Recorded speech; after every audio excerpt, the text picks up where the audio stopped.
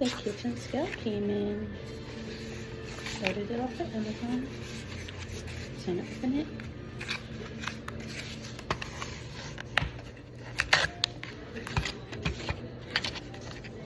Okay, yep.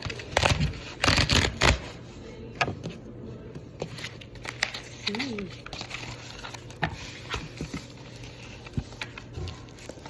Ooh. It's a digital one. What does it look like?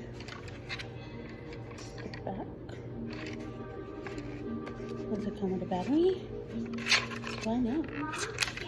Put it aside. It does!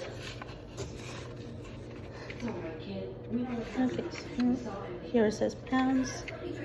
Here it says ounces. Okay, so to get it at 0, I had to press this on and off. As you can see, any light touch changes the weight. Comes with this little paper. Let's see. The paper weighs nothing. It comes with a extra battery. That battery is point. What else? Let's try something else. Let's try an apple.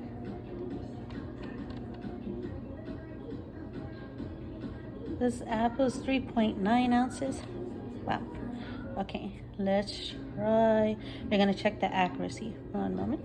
Use this bag since I haven't opened it yet. Oven roasted almonds, dark chocolate, blue diamond. It's supposed to be 25 ounces or 1 pound and 9 ounces. Let's find out. Okay, so the scale is saying 1 pound, 9.7 ounces, so that's pretty close. See, 1 pound 9 ounces, 1 pound 9.7 ounces. That 0.7, I bet you is the air. See? Oh, it goes up to here.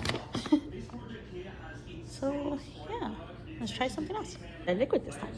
So we got some creamy French dressing. This one says 16 ounces, 1 pint. Let's see. It's actually more. It's about 18 ounces and some change. Almost 19 ounces. Very interesting. But I'm sure the dressing isn't all the way, so yeah.